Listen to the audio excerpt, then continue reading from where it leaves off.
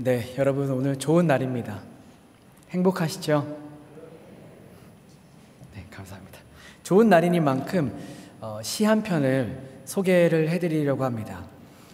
구상이라는 시인이 쓴 오늘이라는 시인데요. 화면을 한번 좀 띄워주시죠.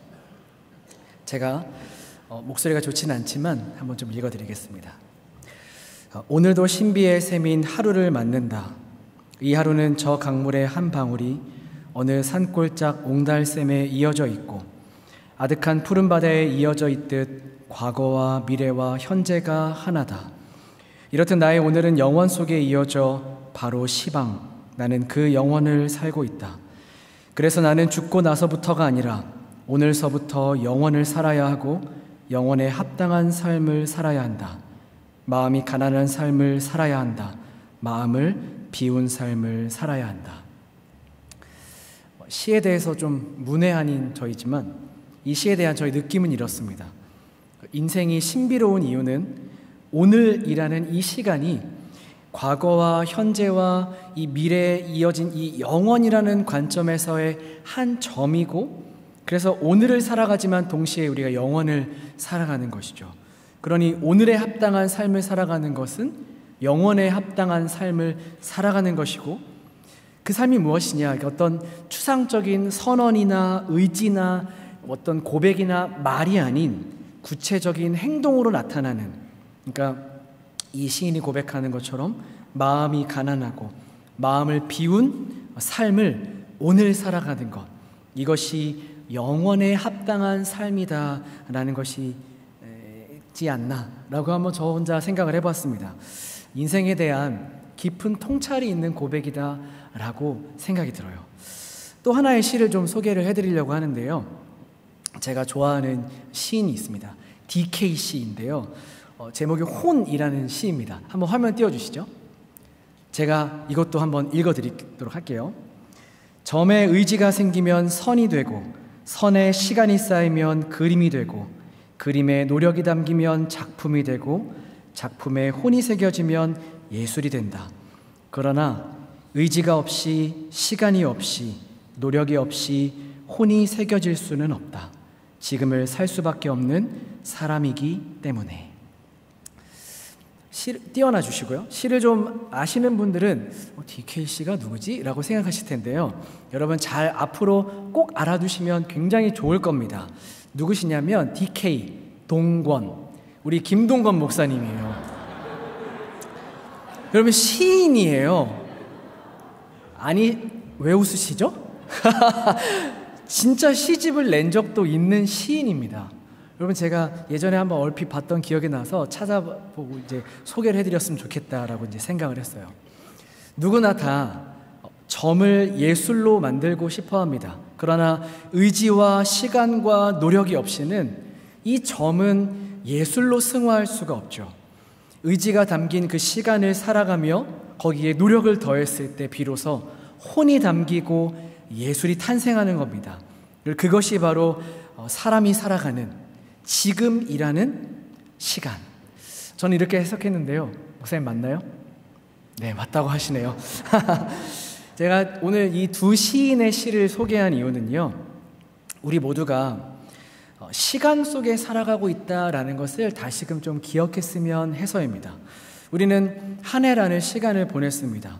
추수감사주의를 하면 왠지 한 해가 다 끝난 것 같죠. 그리고 지나간 시간들을 되돌아보게 됩니다. 여러분은 무엇으로 감사하셨나요? 우리가 매일매일 감사해야 하지만 오늘은 좀 특별히 감사해보자 라는 시간들을 보내고 있잖아요. 여러분은 무엇으로 감사하고 계십니까?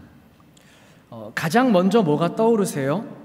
우리가 감사해야 할 거리들을 찾고 기억을 되짚어서 하나님이 내 삶에 놀랍게 역사하시고 섭리하신 것들을 우리가 감사하는 것, 그렇게 추수감사주의를 보내는 것은 우리의 믿음과 우리의 신앙에 매우 중요한 일입니다.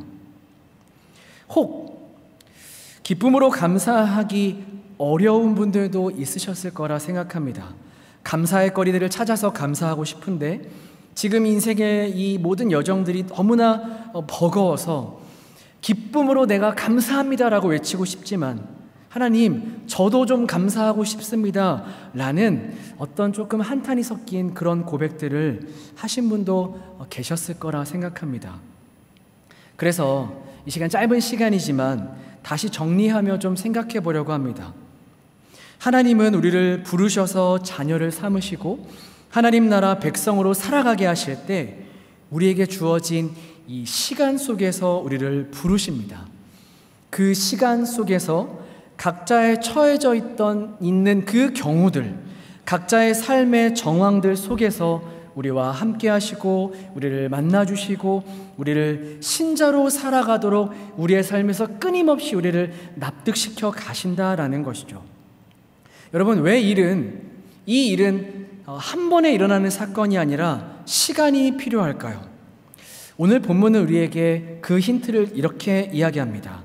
1절 말씀인데요.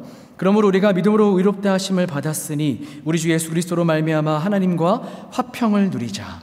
우리가 의롭다 함을 받아 하나님의 자녀가 되었습니다. 우리의 신분이 변화된 것이죠. 그래서 2절을 이렇게 이야기합니다. 또한 그로 말미암아 우리가 믿음으로 서 있는 이 은혜에 들어감을 얻었으며 하나님의 영광을 바라고 즐거워하느니라. 우리는 이제 이 은혜 안에 들어가게 되었습니다. 그래서 우리의 인생의 모든 운명이 하나님과 연결이 되었고 그 결과 승리의 영광을 소유한 자로 우리가 살아가게 되었습니다. 여러분, 아멘이시죠? 여기까지는 우리가 즐거워하고 기뻐할 수 있는 고백입니다. 그런데 갑자기 그 다음에 이어지는 3절은 좀 굉장히 느닷없는 이야기를 우리에게 하고 있죠. 3절과 4절 말씀 보실까요? 다만 이뿐 아니라 우리가 환난 중에도 즐거워하나니 이는 환난은 인내를, 인내는 연단을, 연단은 소망을 이루는 줄 알미로다. 1절과 2절이 우리의 삶의 시작이 되었고 이루어지고 있습니다. 우리는 우리 주 예수 그리스도로 말미암아 하나님과 화평을 누리게 되어서 이 은혜 안에 들어온 우리는 이제 승리자의 영광을 가진 자로 우리가 살아가게 되었습니다. 그것이 우리의 신자로 살아가는 우리의 운명입니다. 그런데 그 뒤에 나오고 있는 3절과 4절 역시 우리의 삶에서 계속 이루어지고 있는 현실이라는 것이죠. 여러분, 이 1절부터 4절 내용은 가만히 살펴보면 시간의 역순입니다. 우리가 아주 확실하고 분명한 미래를 보장받았습니다. 그 미래에 우리에게 주어진 보장을 우리가 먼저 확인하고 나서 다시 우리의 현재의 삶으로 돌아와서 그 확실하고 보장이 된 그 길을 오늘부터 걸어가는 이야기인 것이죠. 시간이 역순이 된 이야기, 그러니까 굉장히 신비한 일입니다.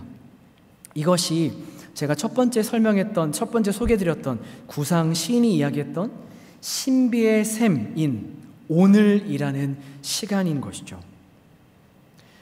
좀 느닷없는 이야기로 나온 3절과 4절은 야, 너희들 좀 힘들 거야. 그 삶이 쉽지 않을 거야. 환난이 있을 거야. 각오해야 해. 그런 이야기를 우리에게 하는 것이 아닙니다.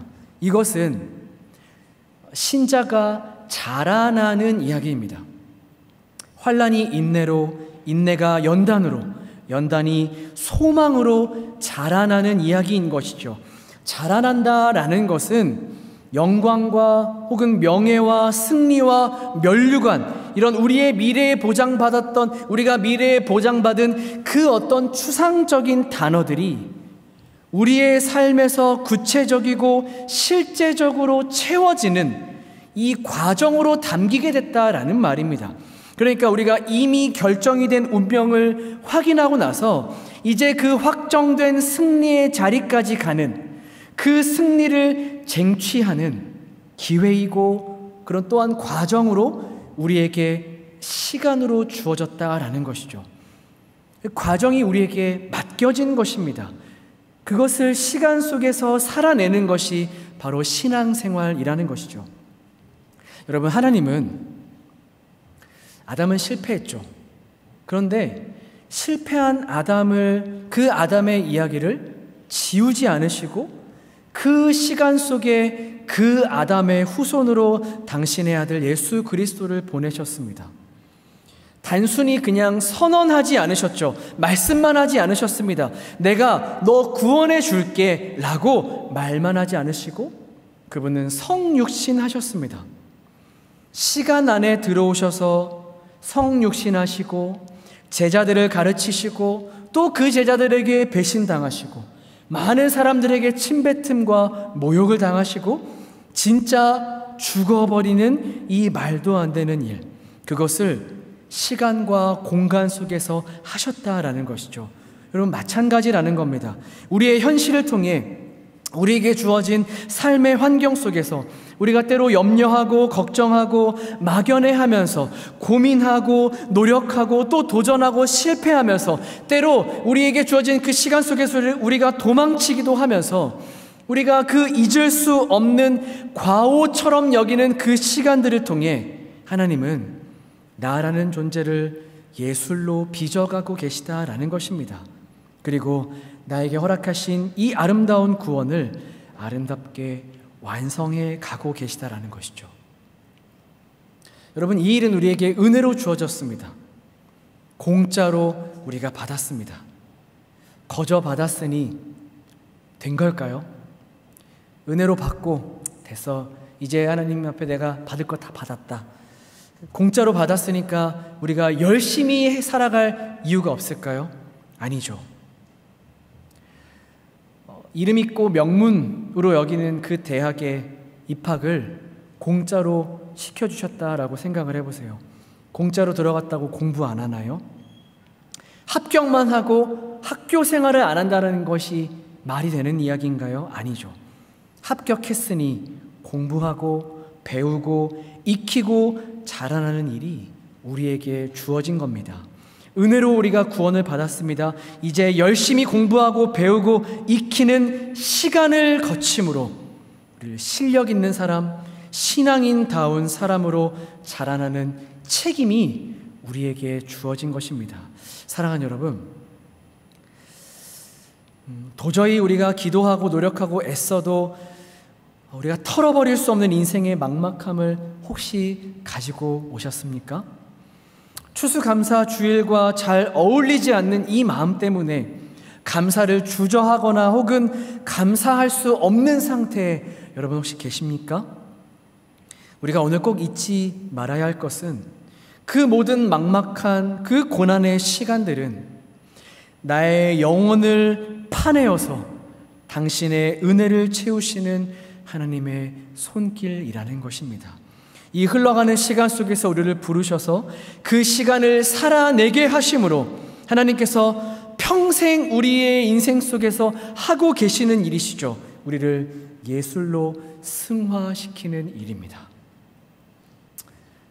점과 같던 우리의 인생에 당신의 의지를 불어넣어 선이 되게 하시고 그 선에 과거와 현재와 미래라는 시간을 쌓아서 그림이 되게 하시고 그 그림에 하나님의 노력과 우리의 노력을 합쳐서 작품이 되게 하시고 거기에 마치지 않고 혼을 불어넣어서 우리를 예술이 되게 하시는 하나님의 일하심을 오늘 바라보시기를 바랍니다. 이미 이루신 승리 속에 그렇게 내 인생이 있음을 알고 하나님이 만들어 가시는 이 시간 속에 내가 어떻게 반응해야 할지, 어떤 결정을 내려야 할지, 어떻게 해야, 어떤 반응을 보여야 영광스러움을 쟁취하며 살아갈 수 있을지를 우리의 삶의 순간순간마다 그 시간마다 심사숙고하며 우리가 그렇게 진실하게 충성스럽게 훈련과 기회와 과정을 살아내는 우리가 될 때 오늘이라는 그 주어진 시간과 우리의 삶의 자리를 감사할 수 있을 줄을 믿습니다. 사랑하는 여러분, 나라는 존재를 하나님이 부르신 그 존재답게 거룩하게 사랑 있게 온유하게 멋지게 궁극적으로 주를 닮게 만들어 가시는 우리가 살아가는 그 모든 시간을 우리가 기뻐함으로 오늘 이 시간에 우리가 주께 드려야 할 마땅한 감사가 고백되는 우리 모두가 되기를 간절히 축복합니다. 기도하겠습니다. 하나님 아버지, 감사합니다.